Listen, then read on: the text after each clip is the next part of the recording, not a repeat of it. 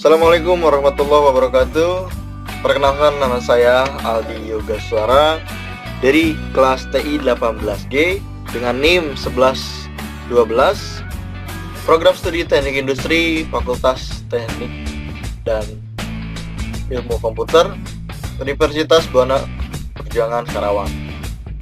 Di sini saya sendiri akan menjelaskan mengenai sistem persamaan linear dengan metode OB atau operasi baris elementer. Ya, persamaan atau sistem persamaan linear bisa disebut juga dengan sistem persamaan garis. Dalam ilmu arsitektur terdapat perhitungan matematika untuk mendirikan bangunan. Salah satunya adalah sistem persamaan linear. Sistem persamaan linear bermanfaat untuk menentukan koordinat titik potong. Koordinat sangat penting untuk menghasilkan bangunan yang sesuai dengan sketsa.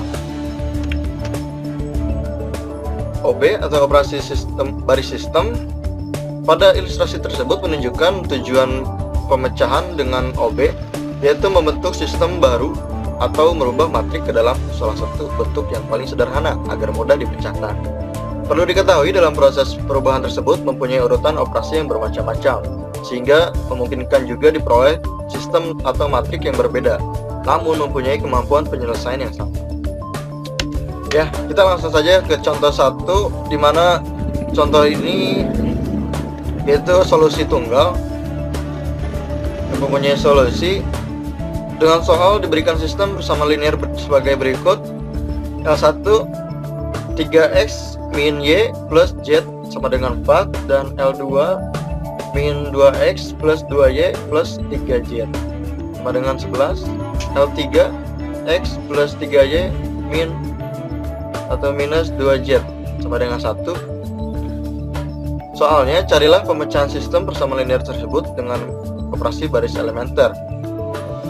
Penyelesaiannya, pertama kita merepresentasikan sistem persamaan linear tersebut ke dalam bentuk matrik, di mana pada baris 1 kolom 1 3, kolom keduanya min 1, kolom ketiganya 1, baris kedua kolom 1 min 2, kolom kedua 2, kolom ketiga 3, dan baris ketiga kolom pertama 1, kolom keduanya 3, kolom ketiganya min 2 dengan jumlah yang ada di sebelah kanannya, dimana pada baris pertama itu jumlahnya 4, yang pertama itu 11, dan baris ketiga itu 1.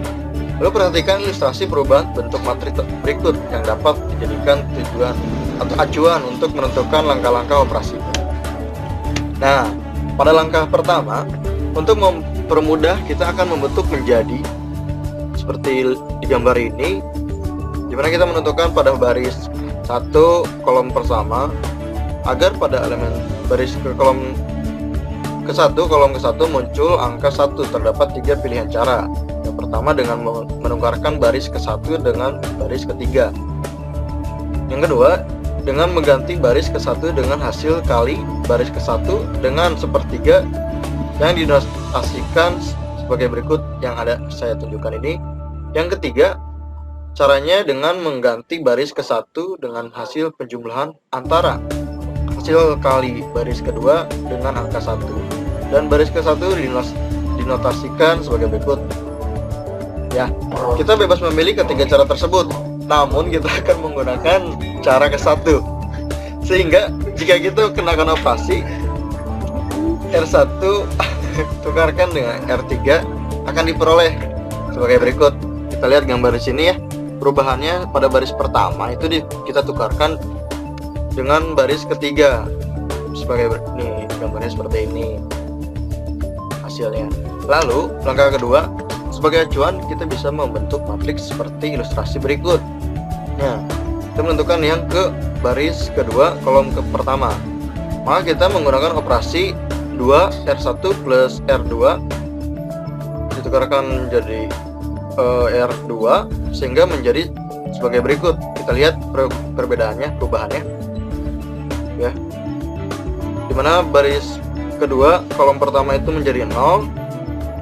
Lalu langkah ketiga menentukan yang baris ketiga kolom pertama. Untuk membentuknya kita gunakan operasi min 3 R1 plus R3 ditukarkan menjadi R3 dengan hasil berikut ini ya.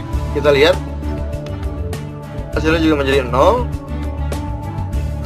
Nah, langkah keempat, tujuan membentuk matriks itu yang akan membentuk matriks di kolom ke baris kedua, kolom kedua dengan satu menggunakan operasi 1/8 R2 atau baris kedua menjadi baris kedua, maka didapat seperti ini.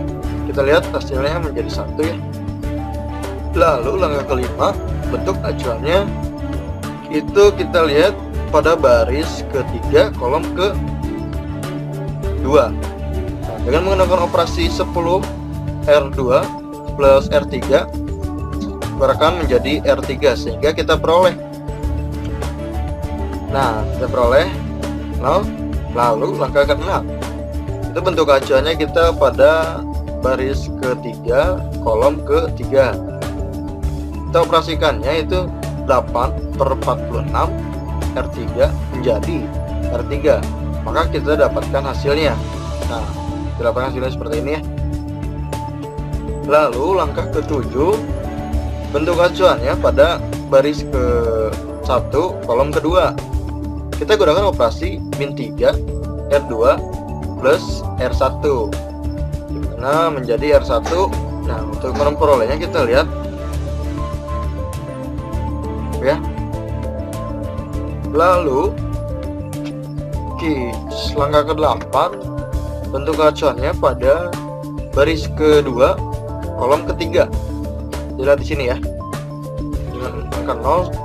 Selanjutnya kita operasikan 1/8 R3 plus R2 menjadi R2. Untuk membentuknya kita lihat ini ya, jadi hasilnya 0 gitu. Nah, langkah ke-9, bentuk acuannya itu pada baris pertama kolom ketiga. Langkah terakhir dengan mengoperasikan 13/8 R3 plus R1 menjadi R1 dan kita peroleh hasilnya yang tadinya min 13/8 menjadi 0 seperti itu. Nah, dari hasil di atas jelaslah didapat pemecahan dimana X sama dengan 1, Y sama dengan 2, Z sama dengan 3, dimana X itu berada pada baris pertama kolom pertama dan Y berada pada baris kedua kolom kedua dan Z itu berada di baris ketiga kolom ketiga. Jadi pemecahan atau solusi dari sistem persamaan linear tersebut adalah X1 Y sama dengan 2, Z sama dengan 3. Ini solusi tunggal ya. Lalu bagaimana jika mempunyai banyak solusi atau tidak mempunyai solusi? Nah, saya akan di sini selanjutnya akan menjelaskan yang tidak mempunyai solusi atau tidak solusi tunggal. Nah, soalnya diberikan sistem persamaan linear sebagai berikut, dimana 1x plus 2y plus 1z sama dengan 1 dan 3x plus 6y plus 3z sama dengan 2. Lalu soalnya tentukan solusi dari sistem persamaan linear tersebut bila ada. Penyelesaiannya pertama kita representasikan ke dalam bentuk matriks. Kita lihat di sini ya. Ada 2 baris 3 kolom dimana dia terdapat pada gambar ini yang saya tunjukkan, dimana baris pertama kolom pertama 1, baris kedua kolom pertama 3, baris pertama kolom kedua 2, baris pertama kolom ketiga 1, baris kedua kolom kedua 6, baris ketiga kolom ketiga 3, dengan hasil pada baris pertama itu 1 dan pada baris kedua itu 2. Nah, kita amati bahwa koefisien pada baris kedua atau yang biru merupakan kelipatan dari koefisien pada baris pertama ke 1. Yang berwarna merah kita lihat gambar ini ya, yang tadi sehingga kita bisa gunakan operasi min 3 R1 plus R2 menjadi R2 dan kita peroleh hasilnya. Kita lihat di gambar ini ya. Perbedaannya kita lihat juga.